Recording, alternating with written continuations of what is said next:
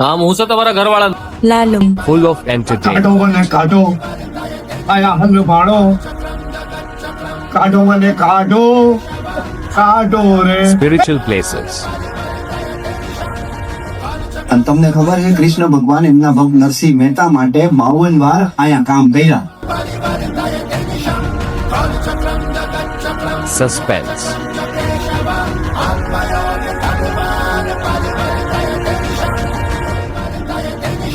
after movie enjoyment. So hello guys, welcome back to my channel. My name is Suri Koladia and the topic of today's vlog is that I am going to watch Lalo, a Gujarati movie. So એટલે આજે તો Gujarati movie જોવા જાય છે એમ ને?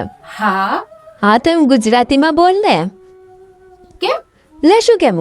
Movie તો ગુજરાતીમાં છે ને? બરાબર. હા તો બસ ગુજરાતીમાં મૂવી એટલે આજનો બ્લોગ ગુજરાતીમાં બનાવવાનો, બરાબર ને ગાઈસ? હા તો એમ રાખીએ, આપણને એમાં શું પ્રોબ્લેમ છે ને, આજનો વ્લોગ ગુજરાતીમાં કરી લઈએ, એમાં શું. અને હવે તું સાઈડ રે બીકોઝ વો હા તો આપણે ક્યાં હતા ગાઈસ? લાલો શ્રી કૃષ્ણ સદા સહાય તે આ મૂવી રિલીઝ થયા એને તો એમ તો 1 મહિનો થઈ ગયો છે, બટ મેં આ મૂવી જોયું નથી હજી સુધી ને આ મૂવીના ચર્ચા મતલબ બધી જગ્યાએ એટલા બધા છે કે એની કોઈ વાત નહીં. તો મને પણ મન થયું કે આજે હું આ મૂવી જોઈ આવું અને તમને પણ અગર પોસિબલ હશે તો જે મેઇન સીન હશે મૂવીના એ તમને હું બ્લોગમાં બતાવીશ અને વિડીયો છેલ્લે સુધી જરૂરથી જોજો બીકોઝ આઈ એમ શ્યોર કે તમને આ વિડીયો અને આ બ્લોગ જોવામાં ખૂબ જ મજા આવશે. So let's go because someone special is waiting for me. And here we are, she is my best friend in school time. ને પહોંચતા જ મૂવીનો ટાઈમ પણ થઈ ગયો હતો. And say hi to my best team. By the way એ થોડી camera conscious છે તો અમે સાથે વધારે શૂટ ના કરી શક્યા, but the bond is real. ને થોડી જ વારમાં મૂવી પણ સ્ટાર્ટ થઈ ગઈ હતી. મૂવીના સ્ટાર્ટિંગમાં લાલો બારગામથી આવેલા એક મહેમાનને જૂનાગઢની સૈર કરાવે છે. ઉપર પ્રાચીન પીપળો અહીંયા પાણી રેડો ને એટલે પૂર્વજોને પહોંચી જાય. અને ગિરનાર તો સાહેબ હિમાલય કરતા બહુ અલૌકિક જગ્યા. જી હમણાં તો હે ને નવું બની ગયું. જો તમે થોડાક વર્ષ પહેલા આવ્યા હોત ને તો તમને જૂનું બધું મસ્ત બતાવે. જોઈ લો ના નરસિંહ મહેતાના વજય માટે, કૃષ્ણ માટે. અને તમને ખબર છે કૃષ્ણ ભગવાન એમના ભક્ત નરસિંહ મહેતા માટે 52 વાર અહીંયા કામ કર્યા. તમારું નામ તો કયો? આમ તો બધાય મને લાલો જ કહે. હે એટલે મારું નામ લાલો હે. હાલો મારું બસ ચાલે ને તો આખી મૂવી હું તમને અહીંયા જ બતાવી દઉં, પણ એ લીગલ નથી એટલે હું તમને શોર્ટમાં કહું તો આખી મૂવીમાં માણસનું હૃદય પરાવર્તિત કરાવવામાં આવ્યું છે, સારા કર્મ તરફનો રસ્તો બતાવવામાં આવ્યો છે, પોતાના પરિવાર પર ધ્યાન નહીં આપીને બીજાનું સાંભળશો તો શું પરિણામ આવશે એ બતાવવામાં આવ્યું છે. લાલો એટલે કે શ્રી કૃષ્ણ આપણા જ હૃદયમાં વાસ કરે છે, એમને બીજે ક્યાંય ગોતવા જવાની જરૂર નથી એ બતાવવામાં આવ્યું છે. ભગવાન ખાલી આપણને માર્ગ બતાવી શકે પણ મહેનત કરીને માર્ગ આપણે જ પાર પાડવો પડશે તો જ પરિણામ સારું મળશે એ બતાવવામાં આવ્યો છે. ટૂંકમાં એક જ મૂવીમાં ગીતાના 18 અધ્યાયનું જ્ઞાન આપી દે એ રીતે બનાવવામાં આવી છે.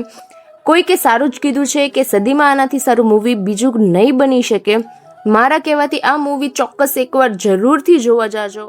અને મૂવી ફિનિશ થયા પછી પબ્લિકનું કંઈ આ રિએક્શન હતું, તમે જોઈ જ રહ્યા છો કે કેટલા એન્જોય કરી રહ્યા હતા તેઓ.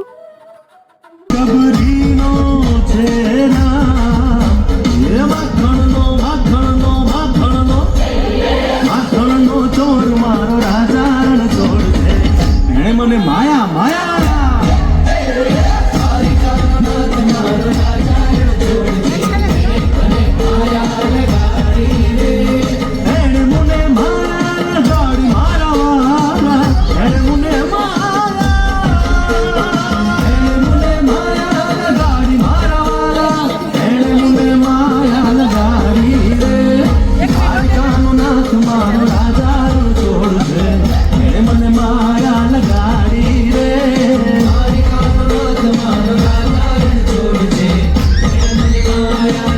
મૂવી ફિનિશ થયા બાદ અમને લાગી હતી ખૂબ જ ભૂખ, તો અમે આવી ગયા હતા અમારી ફેવરેટ પ્લેસ પર નાસ્તો કરવા માટે.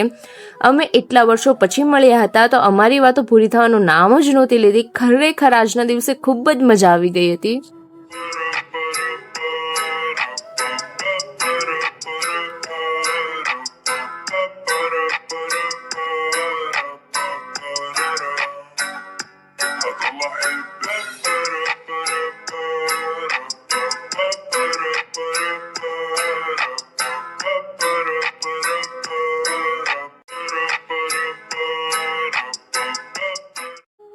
સો ગાઈઝ અમે હમણાં જ મૂવી જોઈને જસ્ટ આવ્યા છીએ. એટલી મસ્ત મૂવી હતી, બહુ મસ્ત હતી ને. હા, ઇમોશનલ હતી, પછી ફની હતી.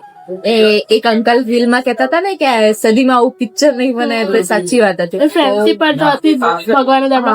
ભગવાન જ આપણા મિત્ર છે, બીજું કોઈ નહીં. અને એક વાત શીખવા મળી કે બધું તમે ભગવાન ઉપર મૂકી દેશો, એનાથી કઈ નથી ખાવાનું. કર્મ કરો તો ભગવાન રસ્તો બતાવશે, બાકી કઈ નથી આવશે. હે ને? સાચું કામ કરો. હા, સાચું કામ કરો. Guys, lesson play na